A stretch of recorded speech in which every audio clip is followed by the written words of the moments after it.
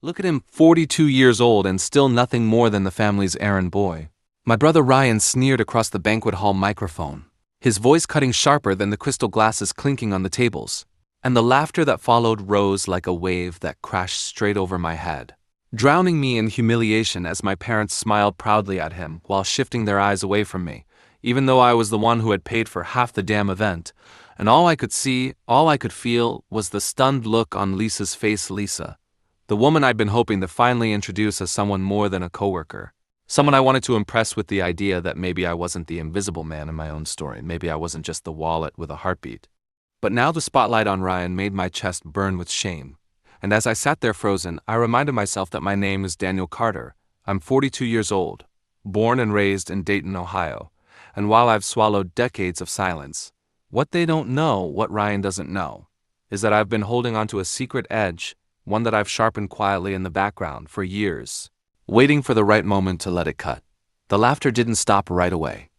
People at the tables chuckled into their drinks, shaking their heads as if I were the punchline of some inside joke I'd never been invited to hear, and my father, Harold, slapped Ryan's back like the man had just won a medal, while my mother, Evelyn, tilted her glass toward him with the kind of smile I hadn't seen directed at me since childhood. And I clenched my jaw so hard my molars ached, but I stayed still, because rage without timing is just noise. And I've learned that noise only gets remembered if it comes at the right pitch. Lisa's eyes slid away from me like she was embarrassed to have even sat beside me, and my palms went damp against my thighs as the room blurred around the edges. Yet one detail burned in sharp focus: the red apple pie sitting untouched in the center of our table, the same dessert that my mother always said was Ryan's favorite. The same pie she baked for his birthdays while buying me store-brand cakes, and I stared at it, the glossy top crust catching the light like a cruel little crown, and I knew then that it wasn't just food, it was a symbol of everything they chose him for, everything I wasn't, and that pie would mean something else before this was all over. I felt myself rise when Ryan's voice thundered again, mocking, "Hey Danny, you still driving that rust bucket truck? Maybe one day you'll join the rest of us in the 21st century." And the crowd chuckled as though cruelty were comedy, and I forced a half smile, pretending it didn't slice me open, because if I exploded now, I'd only prove them right. I'd only give them another story about poor Danny who couldn't take a joke. And so instead I sipped my water slowly, stared down the reflection of my face in the glass, and let the humiliation carve itself deep enough that I would never forget the shape of it. Ryan kept talking, spinning stories about his new promotion, his plans for a condo in Chicago, how family sacrifice got him here, while leaving unsaid that most of those sacrifices had been mine. The years I paid my parents' mortgage behind closed doors, the countless nights I drove their cars to repair shops, the way I picked up Ryan's debts so his credit score could sparkle. All erased in a moment of public theater where I was the clown. My mind began to split in two, one part watching the spectacle with raw shame, the other calculating, already sketching blueprints of payback, because I knew if I played this right, the same crowd that laughed now could one day choke on the silence of their regret. Lisa leaned toward me with a whisper, "You okay?"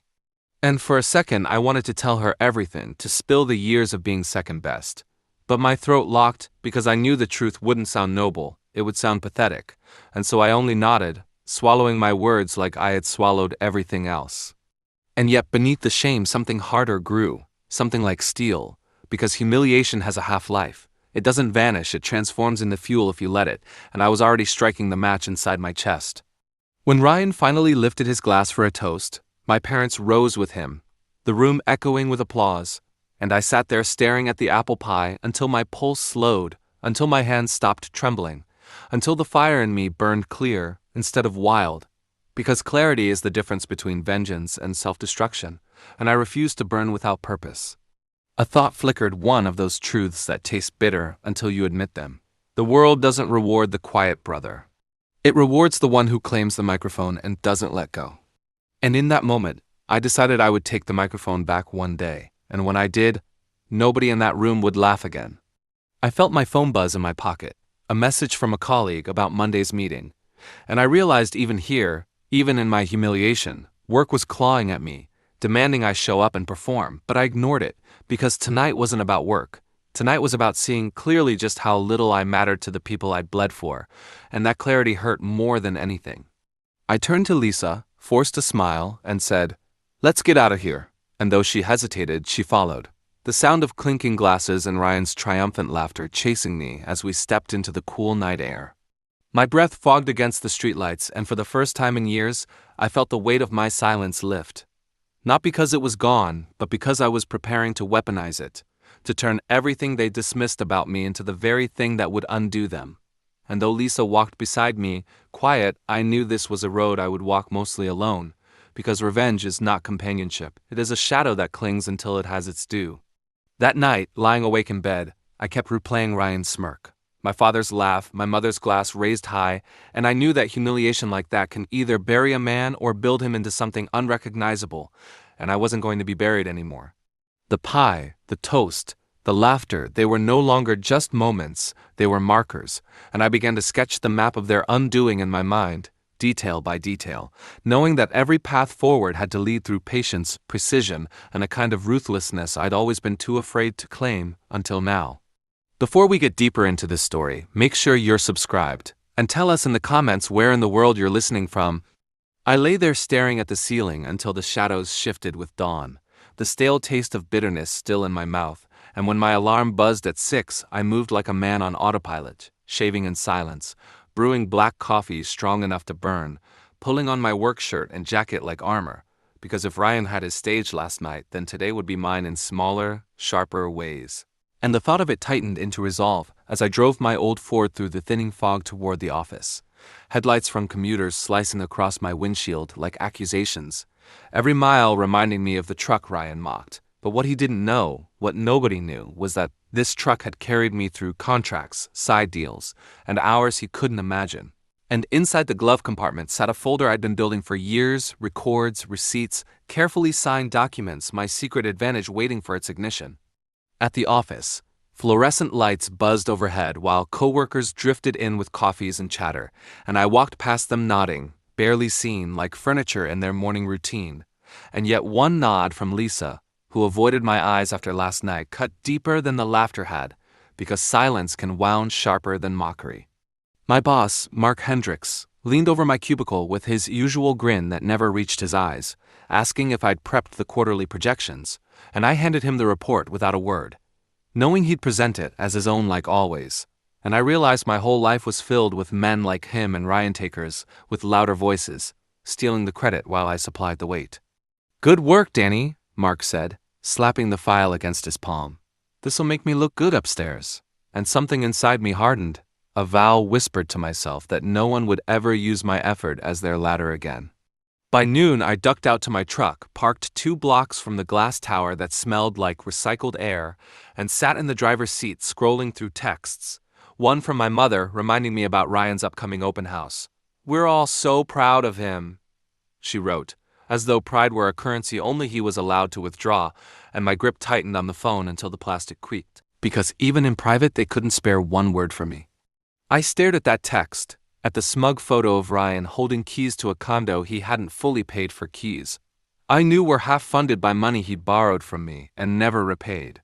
And an idea sparked, not full yet, but forming because every digital footprint leaves a trail and Ryan had left plenty. Still, revenge wasn't about rushing. Revenge was architecture and the foundation was patience, so I drove to the gym instead, pounding weights until my arms shook, trying to sweat out the rage before it blinded me. At the bar that evening, a local place where neon signs hummed and football highlights replayed on loop, I met my friend Mike, one of the few people who knew how much I'd done for the family, though even he didn't know the full extent. He raised his beer saying, "You gonna let him keep walking over you, Dan?" And I shrugged, swallowing foam in silence, because what could I tell him that I was already setting the first pieces in motion, that my brother's empire was balanced on stilts I'd secretly built, and all it would take was a well-placed kick? Instead, I just said, "Not forever," and left it at that because sometimes the smallest promises are the heaviest. Driving home under the pale glow of streetlights, my mind replayed Ryan's laugh, my father's toast, my mother's smile, and I could feel something unraveling inside me, a knot loosening into clarity, because humiliation is only unbearable until you start imagining its opposite, until you see the chessboard stretched in front of you and realize every mocking move they've made has only lined up your counterattack. At home, I spread papers across my kitchen table loan agreements Ryan signed, receipts I kept, screenshots of desperate texts he'd sent me asking for money when his credit cards maxed out, documents my parents had quietly asked me to cover for them when foreclosure loomed, evidence stacked like ammunition. And I whispered to myself a line I'd never forget. Sometimes the quiet brother is just the one sharpening the blade while everyone else is clapping at the show. My phone buzzed again, this time Lisa, a single text. Sorry about last night. I stared at it for a long time, unsure if she meant she pitied me or regretted showing up. But either way it didn't matter, because pity is as poisonous as mockery, and I wasn't going to drink it anymore. Instead, I opened a different message thread, one with an old college buddy named Travis, who now worked in real estate law, and I typed a casual question about condo contracts, hiding my intent behind small talk, knowing he'd eventually hand me the detail I needed, the kind of overlooked clause that could turn Ryan's proudest moment into his undoing. I slept little that night, dreams flickering with images of microphones, apple pies, and Ryan's smug grin, but I woke with clarity sharper than the day before, and when I pulled my jacket on, I felt like a man putting on a new skin. At work, Mark took credit for my report in a meeting, as expected, but I recorded it this time, my phone tucked under a file, catching every word of him presenting my numbers as his own while senior managers nodded. That evening, I clipped the recording, labeled it, and filed it into the same folder as Ryan's debts, because revenge doesn't waste, it collects. My life began to split into two tracks. The public one where I still played the dependable brother, the hard-working employee, and the private one where every slight became evidence, every laugh became a countdown. I went to family dinners where my parents bragged about Ryan's successes, sitting there quietly while my mother cut slices of apple pie and slid them past me to Ryan first. But now, instead of rage, I felt calculation, because every ritual of favoritism was becoming another nail in the coffin I was quietly building. And as Ryan bragged about his upcoming promotion, his voice loud and confident, I caught the flicker of arrogance that blinds men like him. The kind of arrogance that makes them sloppy, careless, convinced they're untouchable. And I knew then that when the moment came, when I finally pulled the trigger on everything I'd been saving, it wouldn't just sting. It would collapse this whole stage in front of the same crowd that once laughed at me. Revenge, I realized, is not about payback. It's about rewriting the story so the ending finally belongs to you. The days blurred into a rhythm of patience. A double life where I smiled on the surface while underneath I pulled strings tighter, and Ryan's voice became the drumbeat in my head. Every boast and careless brag fueling me as I pieced together the trap with precision, because by now I had enough documents, recordings, and screenshots to fracture his reputation, but it wasn't enough just to break him privately. I needed it to collapse publicly, the way he'd humiliated me, and that meant timing, precision, and spectacle. Travis finally replied to my casual questions with a detailed note about condo contracts, explaining that many new developments included strict clauses against undisclosed cosigners or hidden debts. And as I read his message, my pulse quickened, because I knew Ryan had begged me for money during that down payment, and if he hadn't disclosed the loan or if my transfers could be traced back, then technically he'd violated his financing agreement, which could not only void his mortgage, but stain his credit for years. I leaned back in my chair, staring at the glow of the computer screen, realizing that poetic justice was lining itself up, because the same brother who mocked me for driving a rust bucket truck might soon lose the condo he bragged about in every conversation. But revenge is a dish that can't be served cold or hot. It has to be served precise, at the moment when the audience is watching, and so I waited, collecting, tightening, knowing that Ryan's house of cards was balanced on my silence, and all I had to do was breathe the wrong way, and it would fall. Meanwhile, at work, Mark continued to steal credit, and I let him, recording every incident, every presentation where my slides, my numbers, my research became his words, until I had a portfolio thick enough to choke him, and the thought that I could end two frauds at once, my brother and my boss, became intoxicating. Lisa drifted further from me, her texts sparse, her voice distant when we crossed paths at the office, and though part of me ached, another part hardened, because maybe she had only been drawn to the illusion of a man who mattered, and when that illusion cracked at the banquet, she saw the invisible brother again, the one everyone else ignored, and walked away. Her absence became fuel too, because nothing drives vengeance harder than realizing you've been stripped of love, respect, and even the possibility of redemption in someone's eyes. Nights became my workshop. I spread documents across the kitchen table, piecing together timelines like a detective, highlighting transactions Ryan had forgotten about, cross-referencing dates with his social media posts, screen capturing his boasts about paying cash for the condo while knowing I had receipts proving otherwise. And with every screenshot saved, every file labeled, I felt a grim satisfaction settle in my chest. Because the story was writing itself, he had handed me the rope, and I was only braiding it tighter. I still showed up for family dinners, still sat at that table while my mother praised Ryan's achievements, while my father leaned in to hear his stories of Chicago opportunities, and I stayed silent, chewing slowly, watching as Ryan reached for the apple pie, first like it was his birthright, and my parents slid slices toward him before glancing vaguely at me as though I were the afterthought, the ghost at the table. But inside, I was smiling, because one day soon that pie wouldn't taste sweet in his mouth, it would taste like ashes. On a rainy Tuesday, opportunity cracked open. Ryan called me, frantic, saying his bank had flagged unusual activity on his account, and he needed me to float him $5,000 until his next bonus came through. My first instinct was laughter, but I swallowed it, speaking in my old steady voice, saying I'd see what I could do, and as soon as I hung up, I saved the voicemail, knowing it was another thread in the tapestry I was weaving. That night, I uploaded all my files into a private drive, labeling folders by names, Ryan, Mark, family, and backed them up twice, because losing this ammunition would mean losing my one chance at rewriting the story. Mike noticed my withdrawal, asked over beers why I looked like I was carrying dynamite inside me, and I almost told him, almost spilled the plans boiling in my chest, but instead I just shook my head and muttered, "You'll see, because vengeance is a private religion, and you don't pray it out loud until the miracle happens." At work, my patience paid off. One of the senior managers approached me after a meeting where Mark had once again taken my work, whispering, "You know everyone realizes those numbers come from you, right?" And though I only nodded, inside I felt the balance shift because doubt had been planted, and all it would take was the right leak at the right time to topple him. My phone filled with screenshots, recordings, copies of contracts, a digital arsenal that could cut two men down in one sweep, and the weight of it was exhilarating, terrifying, addictive. I began drafting anonymous emails, testing the language, crafting a tone that sounded professional but damning, the kind of leak that would spread like wildfire if sent to the right inbox. And as I typed, my reflection stared back at me from the dark laptop's screen-tired eyes, clenched jaw, a man transforming into something unrecognizable, but maybe this was who I was meant to be all along.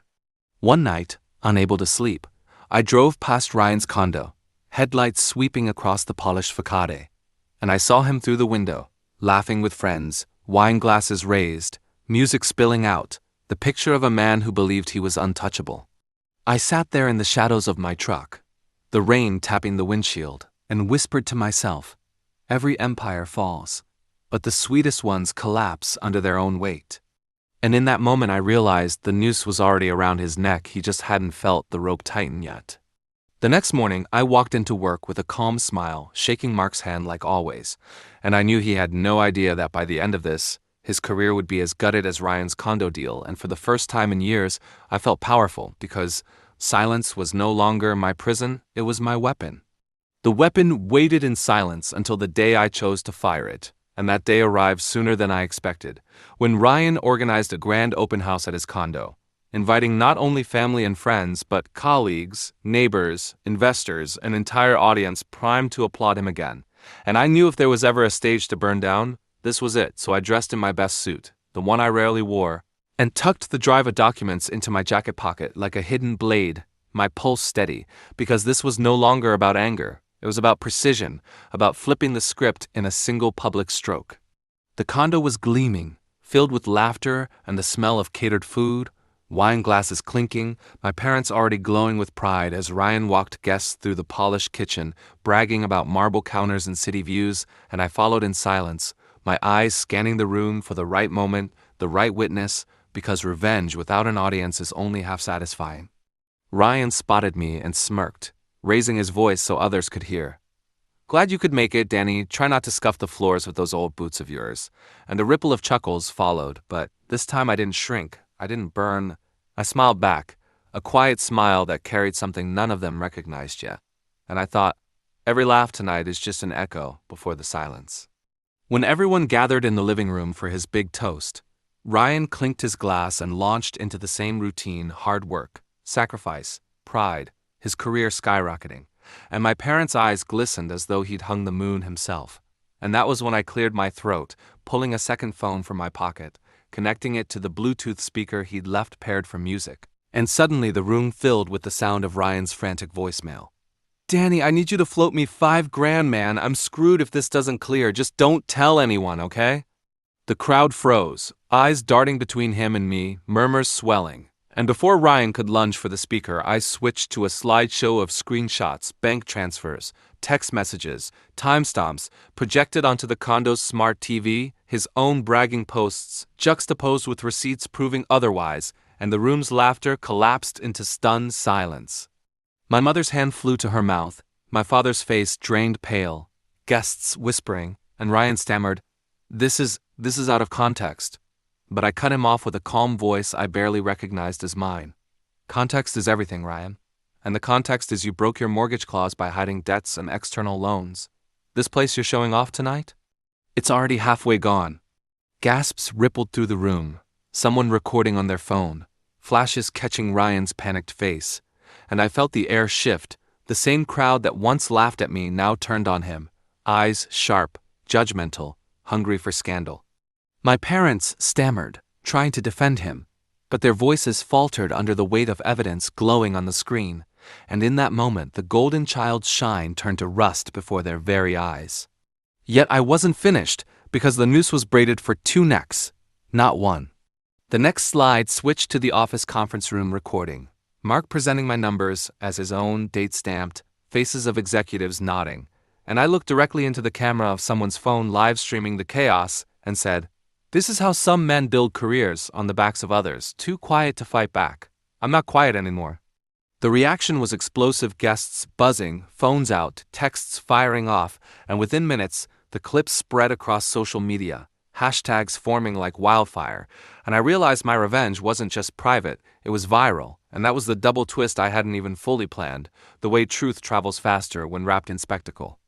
Ryan lunged at me, red-faced, shouting, but his foot caught the coffee table, wine splattering across the carpet, apple pie from the catering table sliding to the floor, splitting open, its sticky sweetness smeared into the rug like a cruel metaphor, and I stood still, watching him crumble, while my parents shouted his name in desperation, their golden boy flailing in front of the same crowd that once cheered him, and I whispered to myself, sometimes the sweetest justice is letting the truth rot on their own tongues.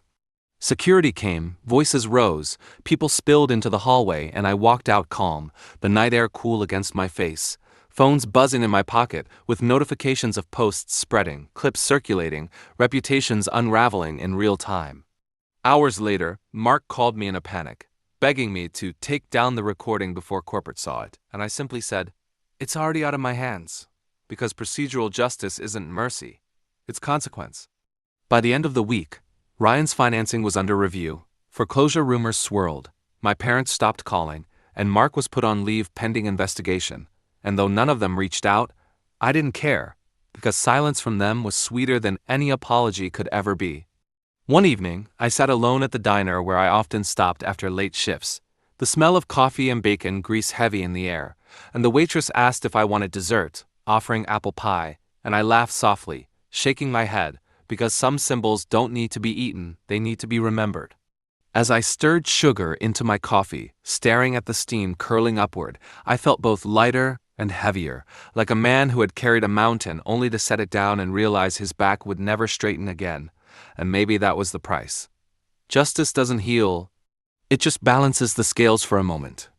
I thought of Lisa, of what she'd seen, of how far she had drifted, and I knew some bridges were burned beyond repair, but I also knew I didn't need her pity, not anymore. For the first time, I didn't feel invisible, I felt undeniable, even if it came with scars that would never fade. The diner door chimed as someone left, cool air brushing past, and I sat there sipping my coffee, finally tasting it without bitterness, because revenge had done what love never could. It made me visible, even to myself. And if there's one lesson I've carved from the wreckage, it's this. Family loyalty means nothing when it's only one way, and a man who builds his life on silence eventually learns how to make silence his loudest weapon. If this story resonated with you, please give it a thumbs up and subscribe. It helps us share more true stories like this.